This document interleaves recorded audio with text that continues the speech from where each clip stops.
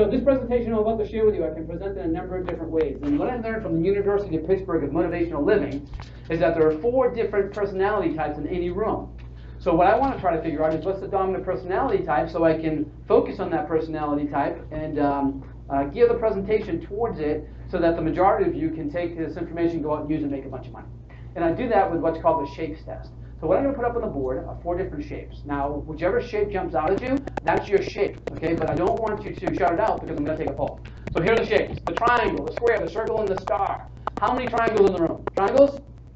A couple triangles in the back, one here, one there. All right, not a lot of triangles, but triangles are the leader type. Triangles like to get their information in, and then like to make decisions quickly. And I know what you're thinking. The rest of you are thinking, oh my gosh, Dave's presentation is flawed already because I know I'm a leader, but I didn't choose that triangle, right? It's okay, you can still be a leader and choose one of the other shapes. Like the square, for instance. How many squares in the room? Squares? All right, this doesn't mean you are square. No, this just means that you're the manager type. You like to get your information in, you like to go over it, and then you make a decision. Whereas the triangles, they just like to get the information this time. So circles, how many circles do we have in the room? Circles? All right, a lot of circles in the room. I see a lot of circles because circles are group-oriented, they're easygoing, they go with the flow. Either very easygoing or they're very schizophrenic, one or the other. We haven't quite figured it out yet. All right, how many stars in the room? Stars? Raise them high. Stars? Oh, there's a lot. Raise them high. There's a lot of stars in this room. All right, more stars than usual. Is that because we're so close to Broadway? All right, that just means one thing. I'm going to present this information in such a way that it's easily understood by all you people that are addicted to sex and booze. I know some people want to eat right now. It's okay. That was a joke, all right? I did have a lady in the back one time jump up and say, oh my gosh, it's so accurate, it's true. How'd they know? I said, man, no, that's a joke. She was really embarrassed. But this is what I've discovered in life. I've discovered that the people that I really like to hang out with are the people that consider themselves circles and stars.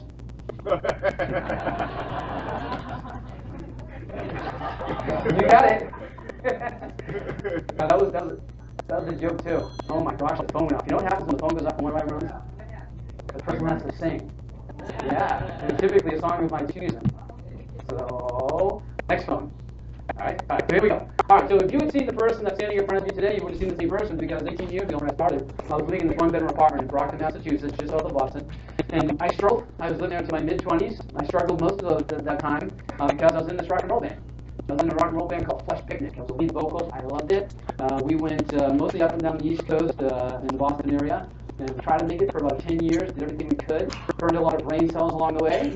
Yep. And then when I got down to about 27% of my brain cells, I thought, better start doing something different. And I did. I thought to myself, it's time to get out of the band and start making money. I wanted a better life. I was tired of sitting in that apartment and getting the bills coming in and having to make a car payment, make a rent payment, make the cable payment, make my insurance payments for the car because I couldn't pay it all at once, so I had to do monthly. And the credit card bills kept coming in higher and higher and higher. The minimum payments started getting higher and higher. And it just seemed like it was a revolving cycle. And I thought, if I keep doing this band thing, I'm never going to get ahead. So I got out of the band and I started asking people, what should I make money? And 2 things kept popping up. They said you either have to own something or you have to sell something. One or the other. That's how you make money in this world. So at that time, it was April up here in the Northeast, and that's when the grass started growing. And I started going neighborhood to neighborhood, knocking on doors for people that had high grass. And I asked them if I could mow their lawn. And I used to keep this. The first year I had 41 accountants, so that was pretty good. And I had this picture on my wall with this thing. I used to tell people that I was one man with one mower with one dream, because I want to be landscape king of the world. But unfortunately, we have this thing called winter, right? It comes around every 6 months, like a bad relative that hangs around for 6 months. And in the wintertime, I struggled. In the wintertime, I did a lot of odd jobs just to get by. Like I would do a lot of snow plowing. I sold memberships for BJ's wholesale clubs and Costco's. Anybody know what those memberships go for? 50, it was 40 when I first started, and they used to give me a 10% commission. Times were tough. I remember doing my taxes with my brother on my kitchen table in my 1-bedroom apartment. I claimed less than $16,000 on my second year. I remember looking at my taxes, looking at me, putting his hand on my shoulder. He says, Dave, do you realize you qualify for food stamps? He thought it was really funny. I didn't think it was funny at all. I hated the feeling of being poor. And if you hate the feeling of being poor, you're going to love what I'm going to share with you over the next 90 minutes. Because fortunately for me, I had a friend that worked for a bank. They were foreclosing on properties back then, just like they are now. Here's the best thing about the market today. It was exactly the way it is when I first started. And there's so much opportunity in this marketplace. Banks are foreclosing on properties. Banks are getting foreclosed on themselves. And at that time, they were looking for people to do the work so they could resell the deals. My friend worked for the bank, brought me to a 3-bedroom ranch. He said, how would you like to put the bid on this? You can make some money in the wintertime and you can survive. And I said, I'm in. What do I need to do? He said, fill this repair bid. I said, okay. I went back to my 1-bedroom apartment. I'm looking at it, and it looks like it's written in front of the language. I had no idea how to do it, and I wasn't sure what I was going to do. But then I realized that I have to go out and find someone that does know how to do this. For me, it was my cousin Dickie. I called him up on the phone. I said, Dick, I need help. Can you go to this property with me and show me how to put these numbers together? And he did. We sent it to the bank. The bank called me about a week later. They said, congratulations, you got the job. And I thought, wow, this is really good. It's really good because I really need the work. And I thought, oh, this is not so good. Because I really didn't know how to do the work. I had no idea how to do that work. I've never been good working with my hands. And I remember going to Home Depot. Anybody go to Home Depot for those seminars? They're really good. I learned how to do walls, take off wallpaper, put in floors, put in windows and all that. But what I really learned very quickly is that I was not going to really be good at doing any of that stuff. So actually, it was actually a blessing that I never got good at because it forced me to pick up the phone, call contractors, subcontractors, friends and family members, because I get that first job. And then the bank liked the work. They were able to resell the house quickly. Did another one. That worked out well. The third one, it was about that time that I realized that there were two different types of people looking at these properties. There were the homeowners, whose main concern was, is my furniture going to change? And then there's the investors, like us, whose main concern is, what else is wrong with this property? So they started asking me a bunch of questions, so I started asking them a bunch of questions. I realized that they're going to be flipping these properties and making 30, 40, 50,000 a flip. And I thought, man, if I could have one of those windfalls come into my apartment, it'd make a big difference in my life. So I started doing exactly what you're doing now. I started listening to successful people, I started getting their systems, and within a very short period of time, I had enough information to do my first deal. But I had a problem. You know what the problem was? No, it wasn't no money. It didn't have any money at the time when I started. It wasn't no money. It wasn't bad credit. Because I didn't have great credit either. You were scared in all those years. But it wasn't money. It wasn't credit. What else might it have been? Fear. Fear. Yeah, fear. Who remembers how fearful it was to do their first deal? Yeah. Who's gripped in that fear right now? Be honest. Who's gripped in that fear right now? Nobody? Come on, be honest. Who hasn't done a deal yet and you're afraid to do your first deal? There's one honest soul in this room back here. What's your name? Jeff? Nice to meet you, Jeff. So Jeff, watch this. How many people, after they did their first deal, remember how easy it was to do their second deal? Raise them high. Yeah, because would you agree, is it Tim? Nice to meet you, Tim. Tim, would you agree that after you do your first deal, you get all the confidence in the world, right? And all of a sudden, the brokers want to give you more business because now you're a performer. The bankers want to lend you money. It's like the sky opens up, the sun shines down, your face clears up, and your love life gets better. But it's true. Getting into your first deal, after you get into the momentum of doing your first deal, everything opens up for you. Your whole world changes because now you know you can do it. And in my education business, I realized that the first deal is the biggest hurdle for students to get in. Either the first deal ever, or the first deal going into a different property type, or the next size property type. Because when I first started, it took me 9 months to actually do my first deal because I was so afraid. And then when I finally pulled the trigger, in 3 months I had 3 more, in 6 months I had 9, and in the first year I had 11 deals. And then, for the first 2.5 years, I would only buy 3 to 6 unit properties. Anybody know why? Fear.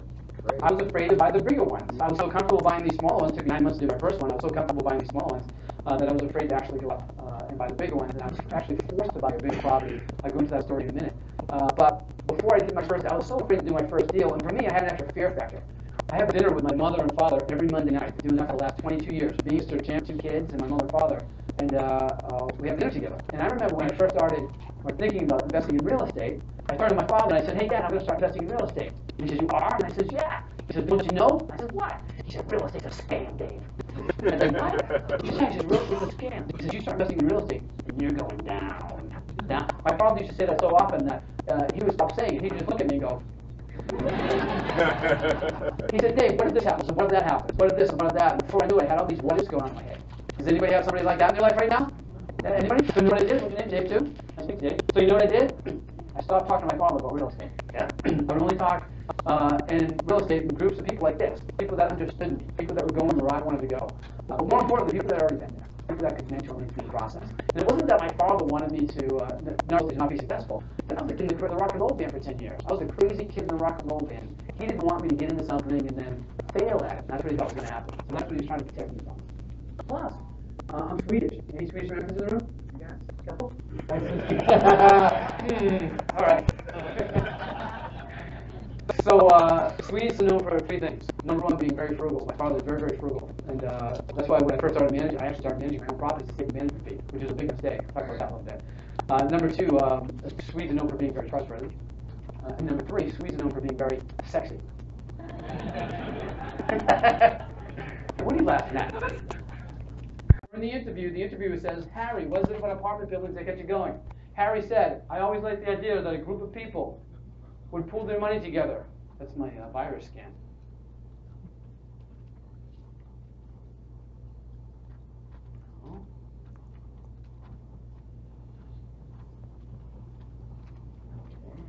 Yeah. So the interviewer said, Harry, what is it about apartment buildings that get you going? Harry said, I always liked the idea that a group of people would pool their money together and give it to me so I could pay off the mortgage on one of my buildings. In essence, they're buying the buildings for us. He said, I like the idea that the same group of people would pool their money together and give it to me so I could pay for maintenance guys to keep it looking good so I didn't have to swing a hammer or clean any toilets. I like the idea that I could pay management companies to manage the tenants so I didn't have to take any phone calls. And what I really liked is that it would give me so much money every month that at the end of the month, after covering all that, I would have extra money, spend account, that I could reinvest, put into a savings account, or just go out and have a whole bunch of fun with. And I thought, a light bulb went off. When I heard that, I thought, wow, imagine that. There are a large group of people out there that will buy buildings for you.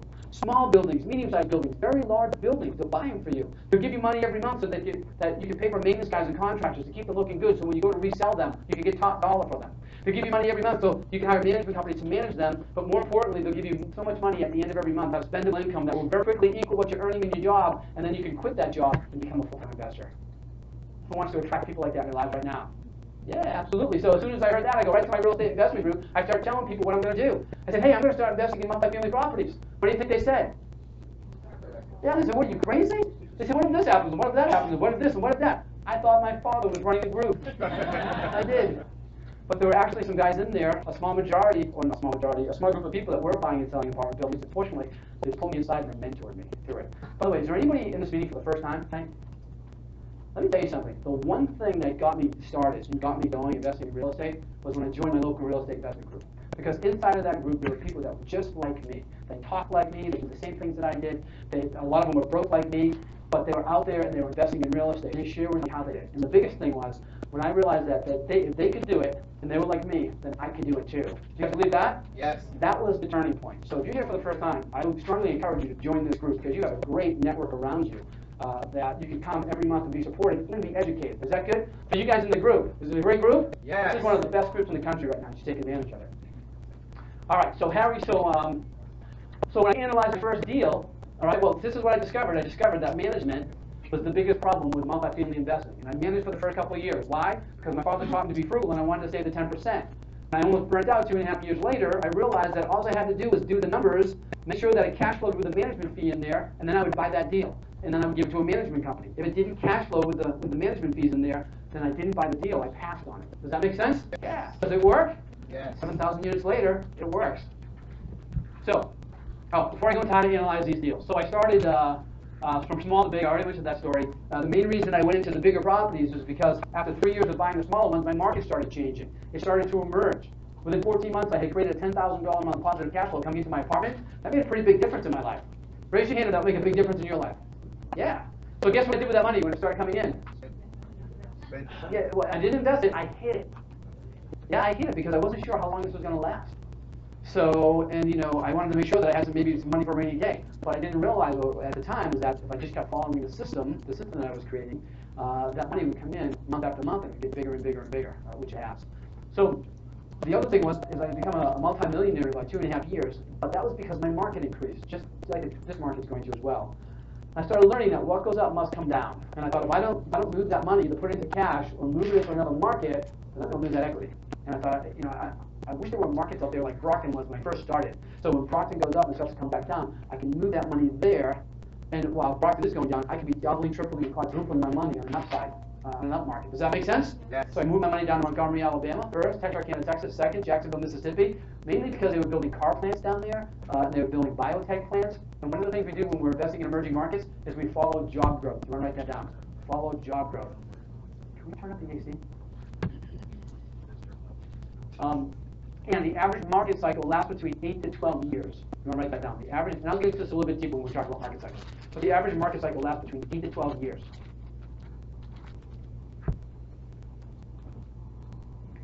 So, because I had so much equity in my smaller buildings, I wanted to buy smaller buildings in these other markets, but I was actually forced to buy a 40-unit building and an 80-unit building, and then I realized that it's actually easier to buy those bigger units than it was the smaller ones.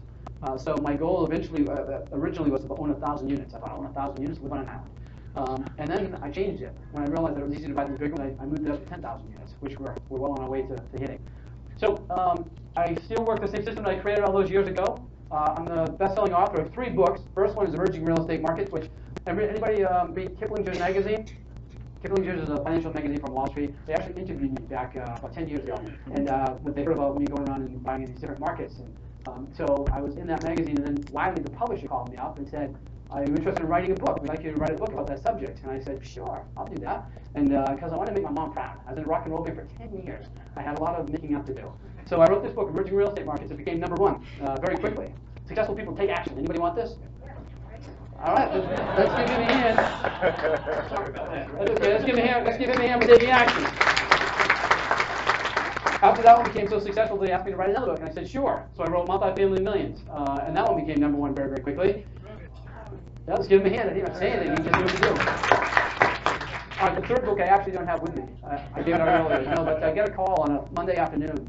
Well, I was on my, I wasn't on my way to my mom's house, but it was a Monday dinner time type of thing. My father's a real practical joker. I get a call on my cell phone, and he says, hello, and he says, Dave Lindahl, and I says, yep. He says, this is Donald Trump. And I said, yeah, Dad, what's for dinner? And he said, no, Donald Trump. And I said, yeah, what's going cooking? What time are we going to have it tonight? And he's like, this is Donald Trump. And I was like, oh shit, I think it is. And it was. And he said, I've seen your books out there. They both hit #1. I saw you teach on the stages of the Learning Annex at the Jarvis Center. Anybody go to those? Yeah, we were teaching over there. He says, because he was a main speaker. He said, I stuck around to watch you teach. He said, I know you're doing deals because I see your company come up on globestreet.com all the time. Write that down, globestreet.com. When you do a multifamily deal, you're going to contact globestreet.com. You're going to ask them to interview you. They will be happy to, and they're going to give you big exposure. And the brokers are going to call you, bankers are going to call you to lend you money, and it's a good thing to do. Is that a good thing to do? Yes. It's a good thing to do. So we see, and plus you can see what your competition is doing. So he said, I see you on globestreet.com. He says, I'm looking for a co-op for my commercial real estate one-on-one book. He said, you're interested in writing it. And I thought to myself, oh, my mom's going to love this. So I said, sure, I'll write that book. I wasn't planning on writing another book because for me, writing a book, we all have very busy lives. So the only way I could write a book is if I woke up an hour earlier. I typically wake up at 5 in the morning anyways, right? So I would wake up at 4, I would type for an hour, and I would do that for 4 months, and then my book would be done. And then I would send it over to Wiley. So I didn't want to do that again. But when he said, when he asked me to do it, I said, sure. So I remember when I was sitting when I was in that rock and roll band years ago, and sometimes we hang around, we stand around in circles, and then somebody said to me, hey, Dave Lindahl, I can forecast that in the future, you're going to own tens of millions of dollars worth of property. You're going to get a call from Donald Trump. He's going to ask you to co-author a book. You're going to do it, and it's going to become a #1 bestseller. I would have looked at that person and said, right? But it happened. It happened for 2 reasons. First reason it happened is because I took action. Right? I got educated and I took action. That's a step that a lot of investors don't do. They don't take action, and it's probably the most important step. The second reason it all happened was because I stopped smoking dope. I did. It used to make me very paranoid. Smoked it for a while. All right. So, I currently have a company called the Bostonian Investment Group. I'm CEO of one of the largest private commercial investment groups in the U.S. I've raised over $61 million, put it into $221 million worth of property. Been on the cover of a few magazines, Fortune, Kiplinger's, Voice of America, Consumer Reports, Reader's Digest. But I don't tell you this to impress you. I tell you this to impress upon you that if a crazy kid coming from a rock and roll band with about 27% of his brain cells still in his head can do this, you can do this too. Do you believe that? Yes. Turn to the person next to you. Raise your hand up high. Turn to the person next to you. Give him a high five. Say, I am a high achiever. It's true, isn't it? It is. You're here. You're an achiever. All right, so how we analyze these deals? Well, we don't use a comparable method like we do with single-family properties. We use what's called the income approach, or what I call the time-10 valuation calculation. Write this down. We're going to do a very simple calculation to determine whether or not a deal is close to being a deal, and then we're going to jump into another hoop. So property, yearly, we're going to subtract the yearly expenses, not including the mortgage. That mortgage will be used in another calculation called cash-on-cash return. Okay, right now I'm giving you an inverted calculation of the capitalization rate. Okay? So we take the yearly income, we subtract the yearly expenses, not including the mortgage. That's going to equal the net operating income, or NOI. Okay, NOI. We take that NOI, we multiply it by 10, and that's going to give us the approximate value of a property. So let's put some numbers to this. That property on Newton Street, my first one, yearly income was $34,000. The expenses were $15,300. The net operating income was $18,700. Multiply that by 10, and that gives it a value of $187,000. So the seller's asking for higher than $187,000. Well, they're asking too much for the property, so we got to get them down to what's called our strike price. Okay, this is our strike price. This is the price we would not go over when we're buying a property. Now, if they're starting below 187, it's like, ooh, now we get it. This could be a really good deal. All the due diligence checks out. So that's the first thing we do. Let me question: is this calculation easy? Can anybody do this? Yes? Turn to the person next to you and say, this is easy. This is easy. Turn back to that person and say, you can do this. You can do this. All right, so we do that quick calculation. We determine whether or not we're close to having a deal. If we decide we have a deal, then we go deeper. All right, then we get some sort of a software, and we plug in some key numbers. We plug in our income, we plug in our expenses, we plug in the mortgage amount. By doing that, we're going to get some ratios. Okay, our three most important ratios when we're analyzing deals is the capitalization rate, number one. What is it? It's the return that you expect to get on your money. The return that you expect to get on the deal, capitalization rate. Simple explanation. So, as investors, that's really the most important number that we're looking at. As investors, we want to look at all three, though, and I'll explain why in a minute.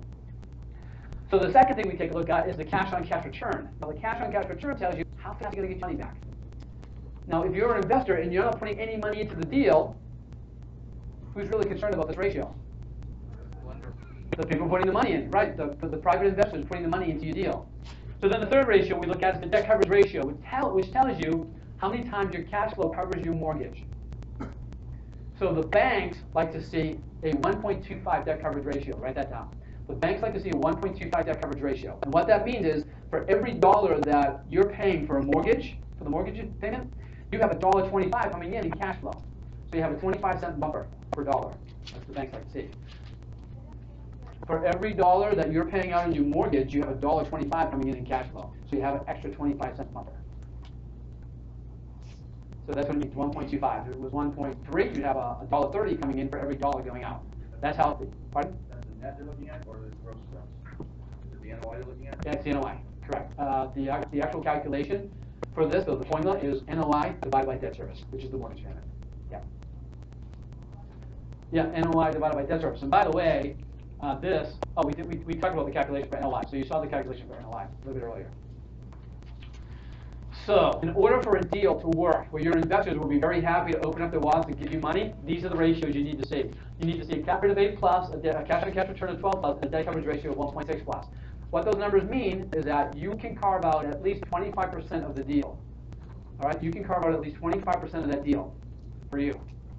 You get 25% of the cash flow, you get 25% of the appreciation in the deal. They put up all the money. Is that good? Yes. You should not get into a deal for less than 25% of the deal, because you're going to have to asset manage that deal, and you're going to have to manage those investors. And the minimum you want is 25%. If these ratios are better, then you can get 30%. You can carve out 35%. One of the things I have in my software, and it doesn't matter if you get my software or somebody else, it doesn't matter. But you can get it. There's a number of different softwares out there. But what I've got that other people don't have is I've got what's called the How Abouts page. So if you do your numbers and the numbers don't work out, you go to the How Abouts page. Instead of going back and forth, you ever try to analyze a deal, and then you change the purchase price here, you change the amount down there, and you see if you can get the numbers to work, and you do it over and over again? Well, inside of this the software, the How Abouts page just basically says, how about the Trinity? And the Holy Trinity, we call it, is this. And it will immediately tell you what your strike price is to get these numbers. So you can get a carve out at least 25% of the deal.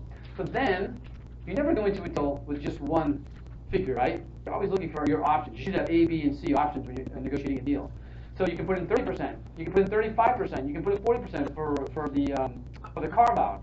Typically, we call nirvana is when you get 50% of the deal, and the investors who put up the money get 50% of the deal. And you get 50% of the deal just for finding the deal and bringing it to the investors. Is that good? Yes. That's really good. That's when you start really making money in investing.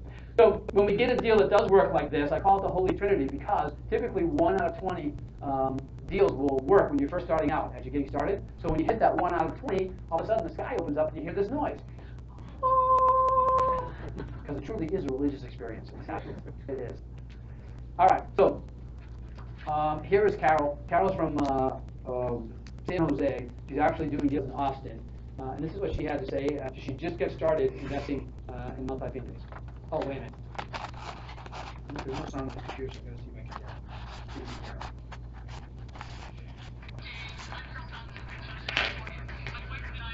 Seminar a year ago that's been fabulous. About 7 duplexes in Austin. We used your suggestions. Use LoopNet.com. We've got a great real estate broker that deals exclusively with investors. And then we use the multi-unit profit finder to analyze about 200 properties. He said it was the best and most thorough software he's ever seen. The upshot was everything that we bought has at least, our cash flow, $1,100 a piece per month. Cap rate on all of these, no less than 9%, some of them are 14%. Oh, it also like change. It's a lot busier. We have more money. We're putting a lot of it into rehabbing some of these properties. But what we're looking at is in the next few years, Austin's rising. We're going to take all of these, sell them to a 1031, and then we're going to go into a big apartment building. That's our plan. So, can anybody do this? Huh? Can anybody do this? Anybody can do this. Anybody can do this. So she started with small 2 to 4 unit properties, and she was getting almost $1,000 each cash flow. Is that good? Yes. Yeah, and then she's going to step up and she's going to start buying larger properties after that. Carol's business is on fire right now, and the reason I know this is because she first started with me, she was a blonde. All right, so in order to do these deals, you have to get into the game, yes? Yes. You can't sit on the sidelines. There's No. a great market going on out there. This market's not going to be around for the next 3 or 4 years. All that's going to happen is going to happen in the next 3 or 4 years. You accumulate as much as you can do for the rest of your life, or what most people can't do. So the value of multifamily properties is in the cash flow. I want you to write that down too. It's not in the property, it's in the cash flow. So whenever we're buying multifamily properties, we're going to buy with what's called value plays, or value add. Okay, with a value add, we're looking for ways to increase the cash flow. Now, the golden rule to investing in multifamily properties is that we always use actual numbers. Write that down. Always invest based on actual numbers. Sellers and brokers will try to get you to buy based on pro forma numbers. Okay, but when you see the word pro forma, just cross it out in your mind and write down the word pretend, because they're pretending what the numbers could be, and not what the numbers really are. And if you buy based on pretend numbers or pro forma numbers, and they don't get there, who gets hurt? You do. So we always buy based on actual numbers. And the other reason we always buy based on actual numbers is because when we have a value add situation, so value add is an opportunity to take a property that has a small problem, fix that problem, and then create cash flow. Which, as you see with the time valuation calculation, for every $1 we increase the cash flow, we increase the value of the property by 10. Okay, so some of these value plays are rents that are lower than market rents. We're going to buy based on actual numbers, and then we're going to raise those rents. We're not going to raise the rents. Who's going to raise the rents? A management company. Yep. Another value add situation is low occupancy. We increase the occupancy to the property, and then we increase the value higher than average expenses. We decrease the expenses, and by doing that, we increase the value of the property. So we're always looking for ways to increase the value through cash flow, and we're increasing the value of the property. So here's the opportunity in the market. Back in 2005, 2006, 2007, we're at the height of the market. Occupancy and rents are way up here. Then the recession hits, crashes, Lehman Brothers. The 5-year history was just the other day. Market crashes, rent, occupancies, they go down to here. Now they just go up. Rents in this area have just started to rise again over a number of years of being dormant. Okay, but what we do is in a market like this, we find properties that have some sort of value add. We buy based on the actual numbers. We have the management company fix the value add. We increase the cash flow. Now, when we first buy, we've got cash flow coming into our pocket because we're going to use conservative formulas. So even though we're using actual numbers, we still have cash flow coming in because we always buy based on cash flow. We never buy based on speculation or future performance. So we have the cash flow coming in here. So when we do the value add, raise the rents, raise the occupancy, we're increasing the cash flow, we're increasing the value of the property in a down market. Is that good? Yes or yes? Yes. That's called forced appreciation. Now look, this is what happens after this. Over the next 2.5 years, what's going to happen to our market? The market's going to start increasing. It's already started increasing. Start slowly, continue to start slowly, and then somewhere along here, there's going to be a big surge that's going to jump up there. But all of this right here is the equity and additional cash flow that you got because you bought at the right time. Is that good? Yeah. If you accumulate as much as you can over the next couple of years and just sit back, you will see your wealth accumulate rapidly. And that's happened to me, not in just my very first market, which allowed me the freedom to do what I want to do, but now I'm in 18 different markets and watching it happen over and over again. So the big opportunity, right marketplace, is to buy and hold. Is to grab as much as you can. And the best part is you're getting cash flow as you're doing it, so you're actually bettering your life. Is that good? Yes. Yeah, it's really good. This market is not going to come around, again, like I said, for another 20, 25 years. So, and I know, look to the person to your right. Take a look at that person on your right. Take a look at them. All right, now, take a look at the person to your left. Take a good look at the person to your left. I know my numbers because I've been teaching for 10 years. 1 out of 3 of you are going to get this system, and you're going to become, maybe even be responsible for legacy wealth in your family. The one that people point to and say, we're living such a good life because that person made a great decision back in 2013 and bought a whole bunch of real estate. So who's going to be the 1 out of 3? The decision is yours. Who's going to be? Here's them high. Absolutely. Excellent. All right, let's talk about getting the money. So how are we going to get the money to fund these deals? You might be thinking, oh my God, part of it is going to get the money. Well, people start with no money. I started with credit cards originally. I went to a seminar that said, get as many credit cards as you can. Use them, get the one with the non-recurring fees, and use them for your down payments. And I did. It worked for my first 2 deals. And then I ran out of credit card money. Then I started doing hard money. And hard money is hard money. It's 18 to 22%. It's anywhere from 4 to 8 points, 1 point being 1% of the loan amount. And not a lot of deals cash flowed with the hard money, but the ones that did worked. So I had to go up there and find deals that cash flowed with that hard money. Then I realized that hard money was just simply a guy being a wholesaler. There was other people that he was getting money from at much cheaper rates, putting it together, and then giving it to me, the investor. And I thought, if I could get around this hard money guy, go directly to the private money guy, I could get into a lot more deals. And that's what I started doing. I started going to private money. I started not asking people. Actually, at the beginning, I did ask people for money. That's like the worst thing to do. Would you agree? Okay. Asking people for money, for lack of a better word, sucks. Because nobody wants to ask anybody for money. You don't want to ask friends, you don't want to ask family members, you don't want to go to networking groups and ask people for money. And when I first started, okay, I saw this article in Money Magazine that said 75% of all private money comes from friends and family members. And I thought, oh, great. I grew up very blue collar. My mom was a fish cutter on the fish piers of Boston for 27 years. My dad worked 2 jobs to support us. Didn't have any money. Their friends didn't have any money. They were all blue collar as well. And if they did have money, they weren't going to give it to me.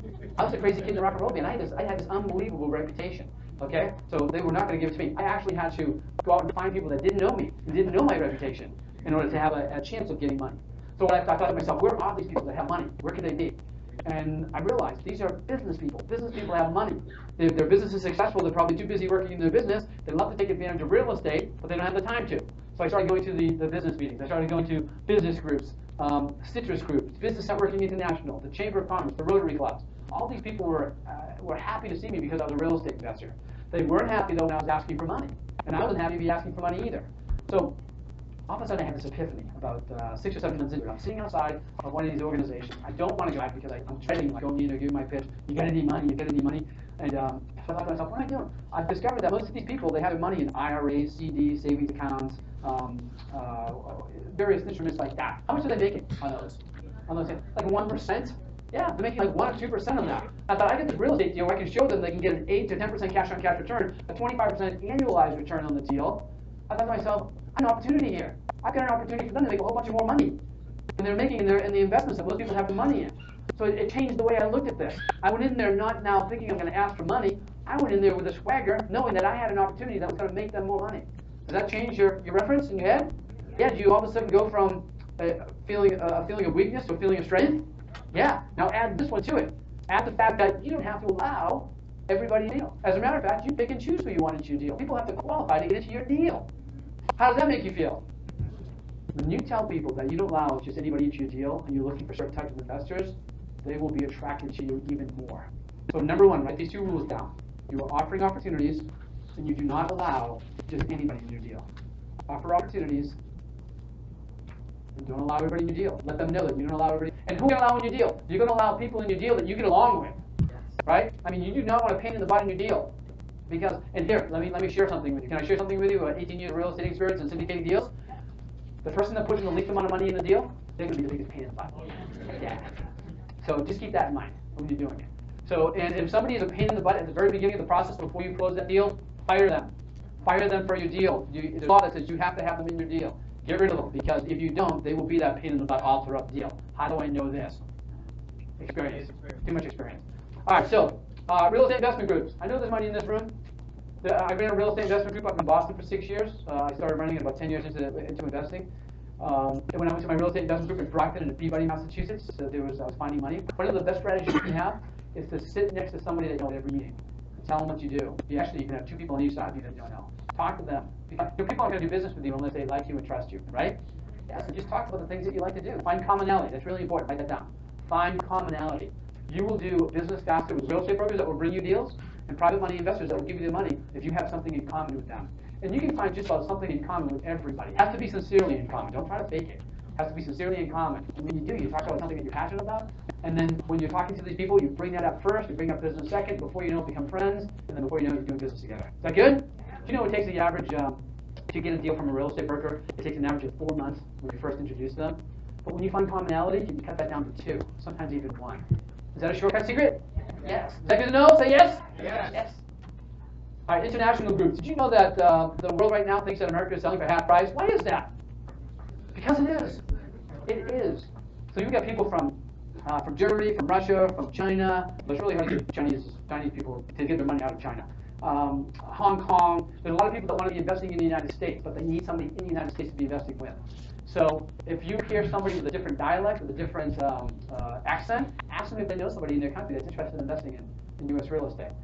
Simply go to the consulates. To New York City, you can go to the consulate meetings. You know what they have these the ethnic meetings where everybody gets together and they do different things. You can go to those. You can meet people. You can do it here in New Jersey. So reach out to people that are from outside the country. There's more of them that want to get their money inside this country because it still is the safest country in the world. I was recently. One of my students comes to me. My students know that if they get a whale is somebody that has a lot of money, like $20, $30 million or more, that if they don't think they can close them to invest in the deals, they ask me to come and help do the pitch. And I do that for 2 reasons. Number one, help my student. Number two, I know they're not going to probably use all the money, so I'm going to use some of the money too. So it works out both ways. So this guy Dave says to me, hey, I get this group from Germany. They're in the Frankfurt area right now. There's a big international real estate conference going on, and they want you to fly over there and give them a presentation. I think they got $50 million. I was like, $50 million? I was like, all right, but I can't fly over there. Why? Because it's my mom's birthday. It's one of the big ones. So 60. So I said, but what I can do is I can do Skype. How's that sound? And he says, I'll call him. So he calls him up, calls me back, and he says, yeah, we can do Skype. 12 o'clock their time. I said, what time is it our time? He says, 2:30 in the afternoon. 2:30 in the evening, 2:30 in the morning. So it's like 2:30 in the morning, we're doing the Skype presentation. Get about 3/4 of the way through it, and all of a sudden the German guy says, one of them says, stop. And he says, stop. And Dave says, oh, no, you don't understand. Dave's got some more information. 9. He says, no, you and all of a sudden Dave's like trying to convince this guy to listen to more of me. And outside of the Skype camera, I whack Dave. I'm like, shut up. Because one of two things just happened here, okay? Either I've just closed them, okay? And have you ever closed somebody and then kept talking and then unclosed them? Yeah, I've done that. I've done that a couple times. Yeah, I wasn't going to do that here.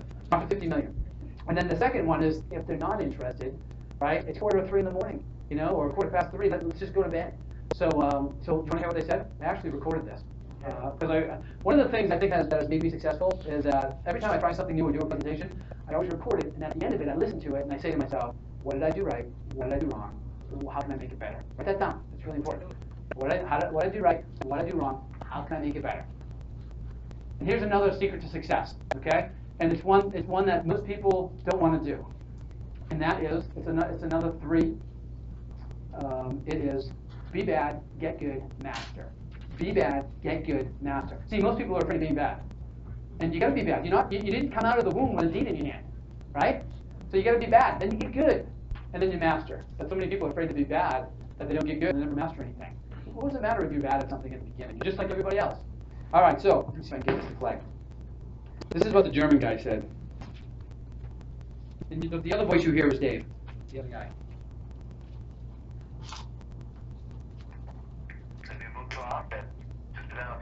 The deal is bound or exposing or, these are difficult. Can you give us the ballpark figures? Mr. Morgenstern? Hello? Am I speaking with Mr. Morgenstern? No, you're speaking with Mr. Nitschke from Hanseatic. Oh, The investor. okay, great. And what type of ballpark range would you feel comfortable with as far as portfolio acquisition or portfolio funding or participating? Everything up to $1 billion. Up to $1 billion? Okay. Basically $1.5 billion out of it. Okay. I go right back to that time because Dave is like in shock. He's like, okay. And I'm in shock too because I'm thinking 50 million. This guy says $1 billion euros, 1.5 billion US. I'm thinking, how can I possibly spend that amount of money? I mean, I've got a portfolio of $250 million, but not $1 billion. So I thought, well, I've got a lot of students from the US and Canada and different parts of the world. All I can do is let my students know what they're looking for, have them go out, you're being trained properly, have you go out, get those types of deals, you bring them back, I present them to the investors, and then we do the deal. Is that good? And then we share the spoils. Is that good? Yeah. People say, why don't you go out there and teach? It's not to sell courses. The reason I come out here to teach is to get into bigger deals. And hopefully get into bigger deals with you, if you want to. Who would like to do a big deal with me? Yeah, take you through it step by step. We've got money from Germany. We've got money from Guatemala, believe it or not. It was a kind of when somebody presented that one to me, I was surprised. There's a lot of South American money trying to get into the U.S. right now. We get from Russians, and we got this lady that controls the wealth of few very wealthy Persian families. Now, they have different parameters of what they're looking for, but they're all looking for good-sized deals, and they want to do as many as they can while this market is still hot. All right, this is Tom Amaral. He wrote in, he says, "Dear Dave, a few years ago, as a result of the economy, I lost my business. I was forced to declare personal bankruptcy. One morning I woke up to find my car had been repossessed while I slept. Not long after that, the bank foreclosed on my house, and we were forced to move to a small efficiency apartment. My wife was able to get a job waiting tables at the local breakfast diner, and we survived off that money for 2 years until we met you, and our lives changed dramatically. Using your private money and nobody down strategies, I've been able to acquire 842 units in just 3 years. I got a new car. My wife is no longer waitressing. We are living in a really nice house again, and the best part is we take a 1-week vacation 10 times a year, which means in 10 months they take. Who would like to do that? Yeah, that's from cash flow. He says, if anyone tells you you can get into the business using none of your own money or credit, have them contact me, and I will tell them to read your apartment house purchase manual and simply follow it step by step. Dave, you're a godsend. Thank you for sharing so unselfishly with what you know." So Tom, none of those 842 units has any bank financing on it. Why? Because he declared bankruptcy. He can't get any bank financing right now until he gets everything all straightened out. So it's all done with owner financing and private money. Is that good? Yes. Yes. Let's give Tom a big round of applause for the action. And I actually sat down with Tom, and I did an interview with him, and I recorded it step by step, how he finances his deal, how he does these no money down deals, how he finds these deals, what he does to find the right management companies to manage these deals, and more importantly, where he goes on vacation. So I don't sell these, I just give them out. Anybody want one? All right, you're going to start back here. First one out. Here you go. Okay. Oh, that one came out hard. All right, get some more. I get some more. I won't. How's that, Nick? Got you right in the chest. All right. I got some more stuff to. I got some more stuff to give away. But if Tom can do it, can you do it too? Say yes. Yes. Yes, absolutely. All right. 3 reasons to work a multifamily system. Number 1, acquisition fees. Anybody know what an acquisition fee is? Anybody know what is it? It's the money that your investors pay you for putting the deal together at the closing. In multifamily investing, it's industry standard that they pay you between 3 to 5% of the purchase price of a deal. Of the purchase price of a deal. All right. So if you've got $1 million deal and you're getting a 3% acquisition fee, how much are they paying you at the closing for putting the deal together? $30,000 for putting the deal together. Is that good? Yes. My 7th deal, I'm going with the investors and I'm showing them the closing cost of the deal. One of the investors says to me, "Well, what's the acquisition fee?" I had no idea what an acquisition fee at that time was. I didn't want to sound stupid. So I looked at him and I said, "The usual." He said, "Oh, 3%? So he dropped it right down. He just dropped it down to 3. I said, "Yeah." He says, "Oh, great." So then we went on with the rest of the closing costs, and I left him, and I got on the phone with my mentor, this guy Mark. I said, "Hey, Mark, what is an acquisition fee?" He says, "Oh, that's the money that the investors give you for putting the deal together." I said, "What is it a percentage of?" He says, "It's a percentage of the purchase price." I said, "So does that mean I'm doing $1 million deal and 3% I'm getting $30,000 at the closing?" He said, "Yeah." I'm like, "Yeah." So ever since then, I've been doing acquisition fees. You should do them too. My biggest acquisition fee was on a $13 million deal, $647,000, 5% just for putting the deal together. My lowest was $8,000. Was I just as happy getting the $8,000? You bet I was. Yeah. So this is a couple. These are the Schwartzes. The very first deal was in Decatur, Georgia, an emerging market. They're from Lower Massachusetts. They get this check for $170,000 as an acquisition fee, 212-unit property. Who'd like to get that big deal? Yeah, it's a simple process, simple step-by-step process. Here's some other students. The amount that I fit on a page: acquisition fees, $42,000, $22,000, $140,000, $62,000, $45,000, $91,000, all the way down. Cash flow, that's what they're getting per month on these different properties. A couple of these are 2 or 3 different properties, and then the equities that they have in properties as well. Anybody can do this. So the system: money today, acquisition fee. Anybody wholesaling?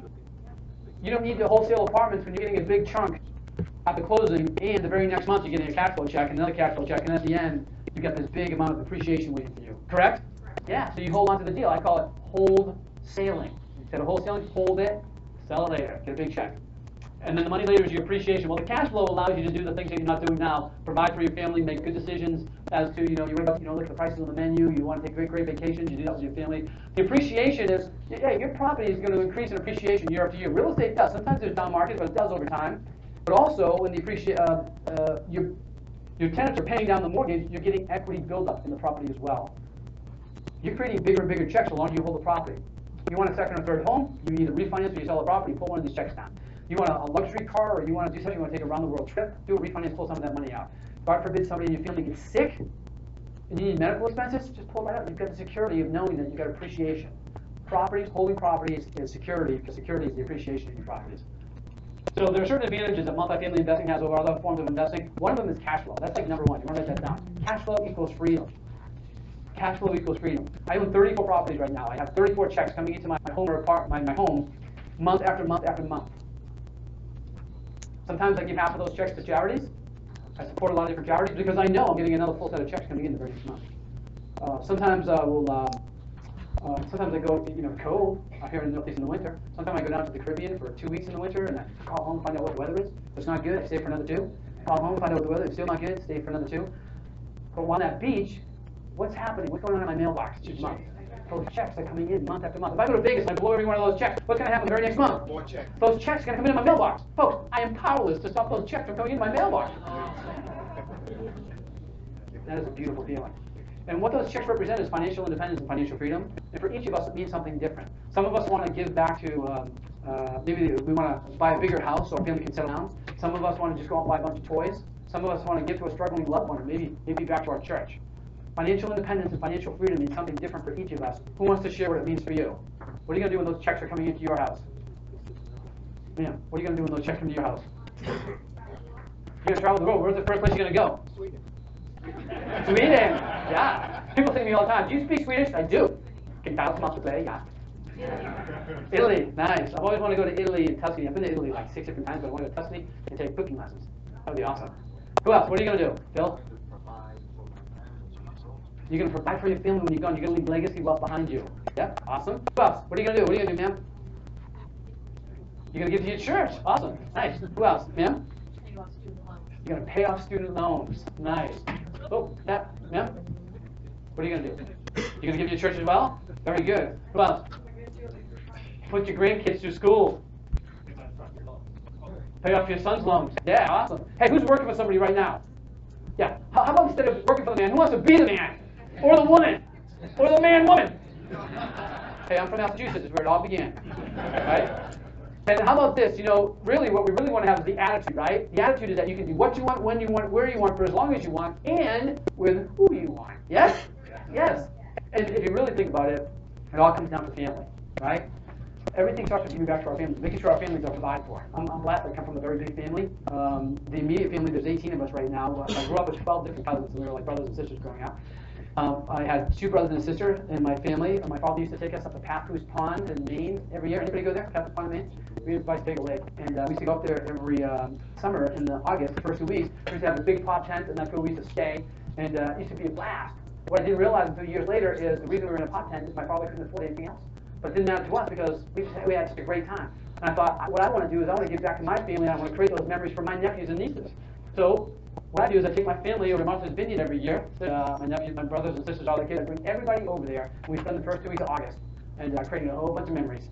And people say to me, somebody said to me once, hey, are all those your kids? I'm like, no, none of them are. I'm still single. I'm still eligible. It's true, because here's my mom.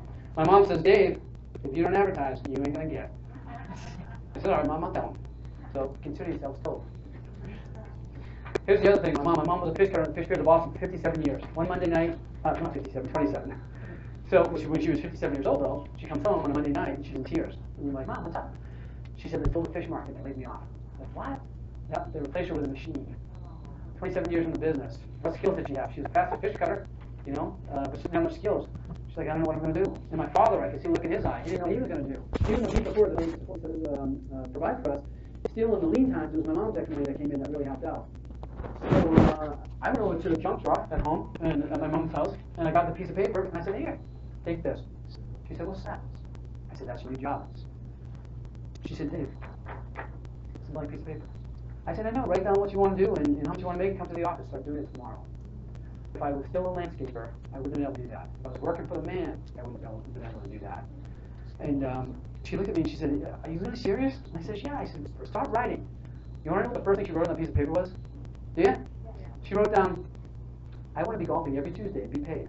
That's what she wrote. So I got her and my father a lifetime membership to the local country club. Okay, this is like 6 years ago that this happened. And 2 years ago, she won the club championship. Yeah, isn't that unbelievable? You ever get a chance to talk to my mom, mention the fact that she won the club championship, because she just loves that. But had enough in real estate. Now my mom works in the office. You know, anybody talk to my mom in the office? Yeah, you have? Yeah, great. Is she great lady? She's the queen bee in the office. You know, buzzes around, buzzes in and out, comes and goes as she pleases. But isn't that the way it should be? Yeah, absolutely. Now, if you come to my office and you call over there, you might get my sister Tammy, who happens to be right over there. She was. She went in the hall. She really does not like to be in front of the stage. You might get my sister Tammy. You might get my brother Jeff. He's there. You might get my brother Danny. He does our IT work. You might get my brother Rob. He started investing with me as well. You might get my aunt Edna. You might get my cousin Chris. You might get my cousin Debbie.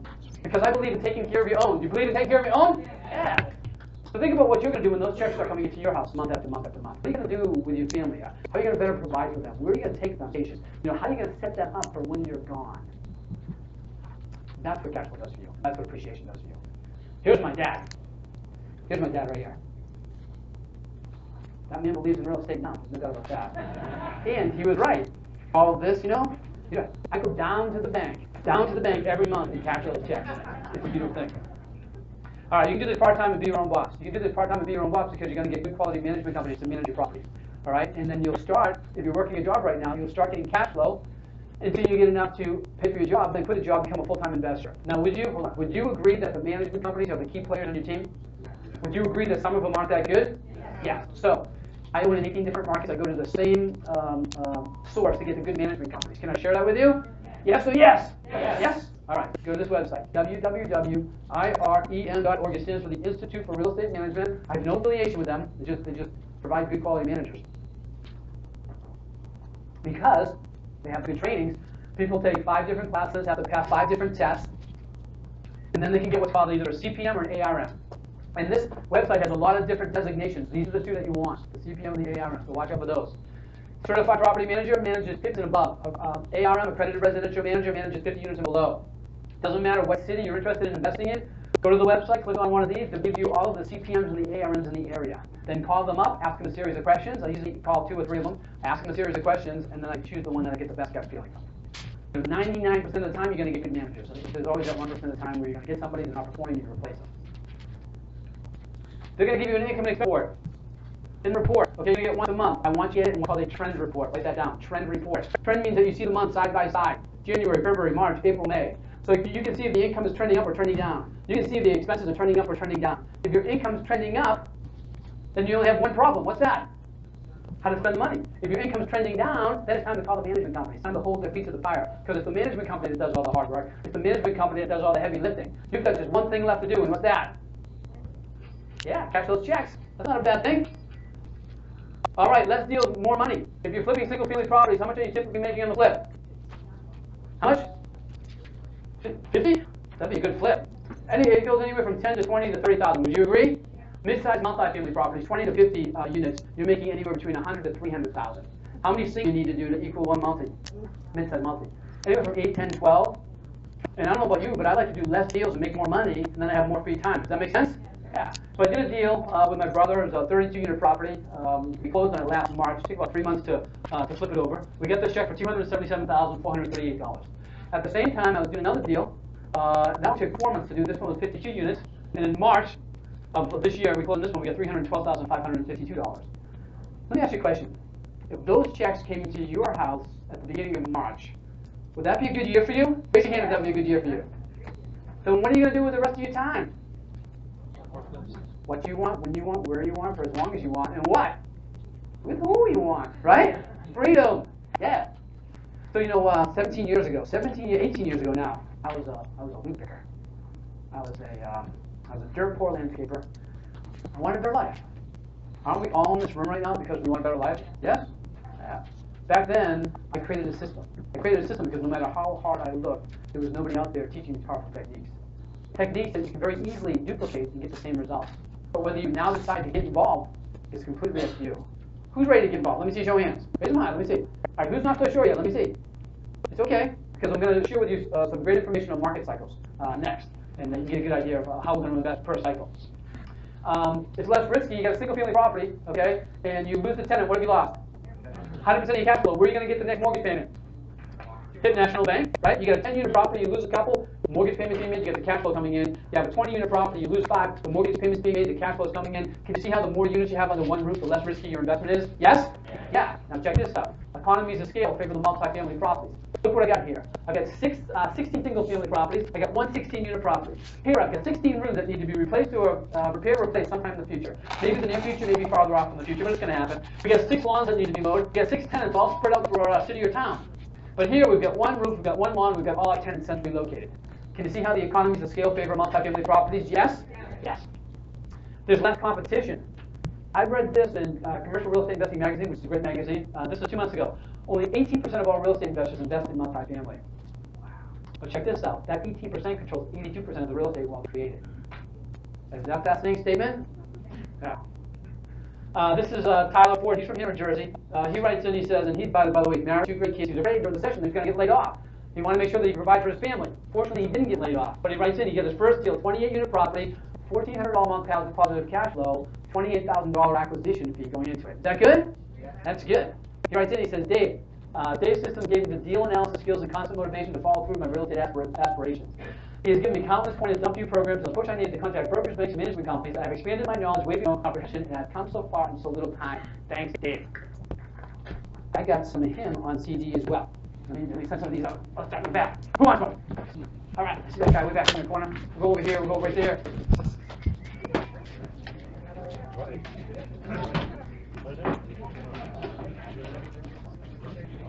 All right. So if Tyler can do it, can you do it too? Say yes. Let's give him a big round of applause for taking action. Yeah. All right. So far, before we go into market cycles, we've gone into how to analyze deals. We're just about to go into market cycles. We've gone into how to get the money to fund your deals, good quality management companies to manage your properties. We've shown you how to different exit strategies, flipping and holding for cash flow and appreciation. At this particular point, you now realize that you can do this. That it's easier than you thought, that you can do it with little or no money, that you can do it with bad credit, that it's less risky, that you can do less deals to make more money. And I have just one question for you. Are you ready? Are you ready? Yes. Turn to the person next to you, say, I'm ready. I'm ready. Turn back to that person and say, you look ready.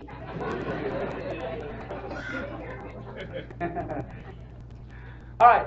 Forbes magazine said the number 1 fear of middle-aged Americans is what? Being middle-aged? No. Retiring without money. Here's how most people retire, okay? Doesn't matter how old you are, but you think about how much money do I have, okay? And you have a pile of cash, and then you think, how long is this cash going to last? Because it's going to last till I die, right? What's the problem with that equation?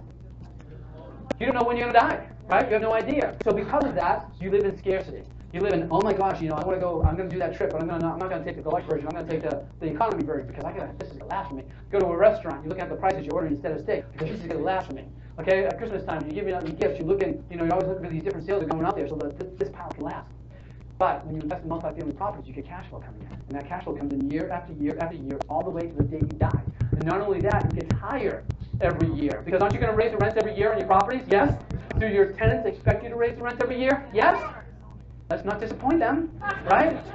We're going to raise those rents. And not only that, just like Harry Helmsley said they would, they're paying down the mortgage for you. So they're building up the equity, and you've got appreciation happening in your properties. What's happening to your pile? It's getting bigger and bigger and bigger. Now you're living a life of abundance instead of a life of scarcity. You're doing the things that you want to do. You're going where you want to go, and you're taking anybody with you. Isn't that the life you want to live? Yeah. If you will do for 3 to 5 years what most people won't do, you will be able to do for the rest of your life what most people can't. It's as simple as that. It doesn't matter how old you are or how young you are. Simply 3 to 5 years, and everybody in this room right now is in an emerging market. We're at the bottom side of an upcycle that I'm just about to share with you, of an upcycle. If you will commit, if you will learn, and you will apply it, you will set yourself up, not only yourself, but you set up the next generation of your family. So, Reader's Digest. I was in Reader's Digest in December 12th. The Secret Self-Made Millionaire. It says Dave Lindahl's American success story. Starting with nothing, he has grown a real estate empire of over 7,000 units and is now showing other people how to do it too. Consumer Reports. Do we go to Consumer Reports to see if anything's any really good? Because they like tear things apart, yes? Yeah. Consumer Reports in February 2009 said, David Lindahl, son of a Boston fish cutter, shows people how to become wealthy with real estate. When my mom read that, she calls me on the phone. She says, Dave, I'm famous. I said, what do you mean you're famous? She says, I'm in the magazine, Consumer Reports. I said, Mom, it's the son of a Boston fish cutter. She says, I know, that's me. So that's another thing. You get to talk to my mom, mention that magazine. She loves that. All right, let's talk about market cycles. You ready? Are you ready? Yeah. Yes. All right. There's 4 different phases of a market cycle. A seller's 1, a seller's 2, a buyer's 1, and a buyer's 2. What I want you to do is I want you to write this down in your notes. Okay, this is what we're going to be working off of over the next few minutes. Put a pen in there. There it is. Okay. Let me just get this pen going. Oh, by the way, investing in multi-family property takes a commitment. Whatever you want to do, whatever you want to do, stand up. Stand up. Up, up, up, up, up. Investing in multi-family property takes a commitment. I want you to turn to the person next to you and say, I will buy a multi-family property in the next 60 days. All right, now turn back to that person and say, you too will buy a multi-family in the next 60 days. All right, have a seat. How does it feel to take control of your life? Excellent. All right, here we go. What did I say the average time between these two pieces? I mentioned it earlier. 8 to 12 years. The average time between these phases is 3 to 5 years. Here's the beauty behind market cycles. They always have to follow each other in this order. They do not skip in order. They cannot skip each other. A buyer's 1 has to go into a buyer's market 2, has to go into a seller's market 1. What does it allow you to do? It allows you to look into the future and see what's happening, okay? And as things start to change, you start to change your investing strategy.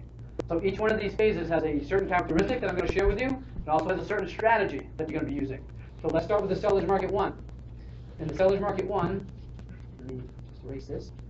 In the seller's market 1 right here, prices are rising, rents are rising, demand is rising.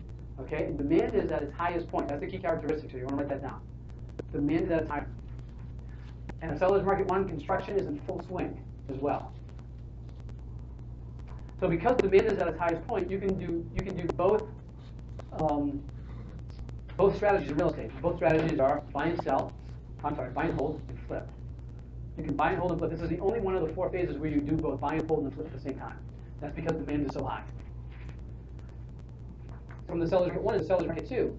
Now the transition point, look what happens here. There's a time period right here that can last anywhere from a year to a year and a half to 2 years when you should be out of the market. Now how do you know when you should be out of the market? Well, these are some key things. Job growth begins to slow. Put that down. Job growth begins to slow. The amount of properties that go into the market begins to increase. The length of time the properties are staying on the market begins to increase. And this transition point right here where you should be selling everything that you're holding, that's when the average time that a property goes under contract gets to be 7 days or longer. Put that down. The average time that a property goes under contract gets to be 7 days or longer. So that doesn't mean stop investing in real estate, because you want to continue to invest in real estate while you're here. You just want to be flipping. Okay, you sell off everything here and you flip from here to here.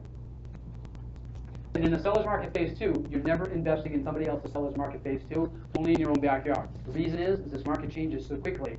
Okay, you need to be really up to speed and up to breath on what's going on in the market. So some people say, oh, I'm going to hold on to the market and try to hit the top of the market. Well, what's the only way to know when you hit the top of the market?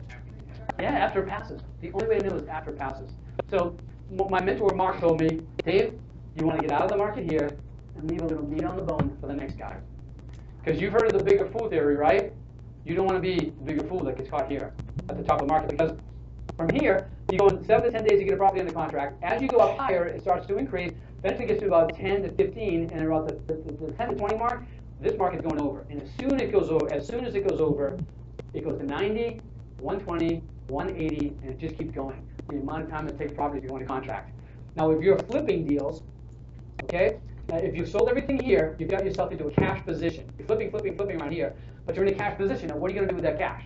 Well, you can wait until your market corrects and then stagnates, because cash is king in a down market. Yes?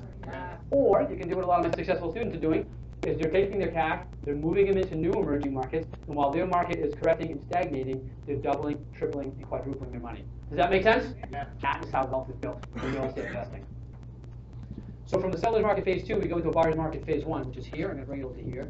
Prices are falling, rents are falling, demand is falling to its lowest point. That's the key characteristic. You want to write that down. Demand is falling to its lowest point. Banks are no longer lending. Properties are getting foreclosed on. People are walking away from their properties. Remember those days? Wasn't too long ago. But then there's something happens. Something happens right here. It's called jobs job announcement. Actually, jobs start coming into a market. That's what starts to move a market. And jobs take place three different ways. They have the job and job fulfillment. So job fulfillment, job construction, job announcement. They announce jobs are coming in. The local investors start to invest because they realize the market cycle is starting to happen. But the national guys are still away from the market because they haven't seen something in particular, which I'm going to share with you in a minute what it is. They pull the permits. Now we're looking for major jobs too. We're looking for car plants. We're looking for biotech plants. We're looking for any company that's bringing between 500 and 1,000 new jobs into the marketplace. Write that down. 5,000 new jobs, because there's what's called a multiplier effect. There's what's called the multiplier effect. And the multiplier effect says for every new job that comes in, between 3 to 5 service jobs are going to be created to support that new job. The butcher, the baker, the candlestick maker. So if it's white-collar jobs, it's closer to 5. Labor jobs are closer to 3. But regardless, there's a multiplier effect. So that's why we're looking for large jobs coming into a market. My first market was Montgomery, Alabama. They were building a Hyundai plant back then. They brought 5,000 new jobs into a marketplace that had a barrier to entry. Okay, barrier to entries are good. You're going to write that down. Markets that have a barrier to entry, like if they're next to the ocean, which Boston is, that's a barrier to entry. If they're surrounded by mountains, it's a barrier to entry. The barrier to entry in Montgomery was the fact that it was surrounded by floodplains. You couldn't build in floodplains. So now we have 5,000 new jobs coming in, a multiplier effect of 3. So that means another 15,000 jobs coming into a marketplace where you can't build any more multifamily properties. So demand went way up, supply stayed the same. We saw prices just go crazy in that market. It was great. So they're going to pull the permits, they're going to have job construction, the new guys are going to come in, the construction guys are going to come in, they're going to rent until the jobs are done, they're going to move out. But because they're renting, they're absorbing the oversupply that's in the market right now. So then we start to see values increase. Then we have job fulfillment, and those are the people that are going to take the jobs long term. They come into the marketplace, and they don't buy right away, they rent because they want to make sure the job's going to last, and they also want to make sure they buy in the right neighborhood when they finally do buy. So this cycle of jobs lasts anywhere from 5 to 7 years. Okay, and from the buyer's market phase 1, we go into the buyer's market phase 2. This is the millionaire maker. In a very short period of time, anywhere from 2 to 5 years, you can become a multimillionaire investing in an emerging market, whether it be your own backyard or anywhere in the country. The best thing is I've been teaching now for 10 years. For 8 years, I had to tell people, go to this market, go to that market, go to this market, and they would travel, and they still do. They travel to emerging markets all around the U.S. You don't have to travel. It's right here in your own backyard. You can diversify and be in other markets if you want, but it's right here in your own backyard. Your market. The rents have already started to rise. They started to rise about 14 months ago here, but your market is right here. You get all this upside. But the problem is the longer you wait, what happens? More people start coming into the marketplace to compete against you, and start to rise, right? So when is now the best time to buy? Now. Commit yourself. Commit yourself to investing over the next couple of years, and you will be rewarded. You'll be rewarded for a lifetime.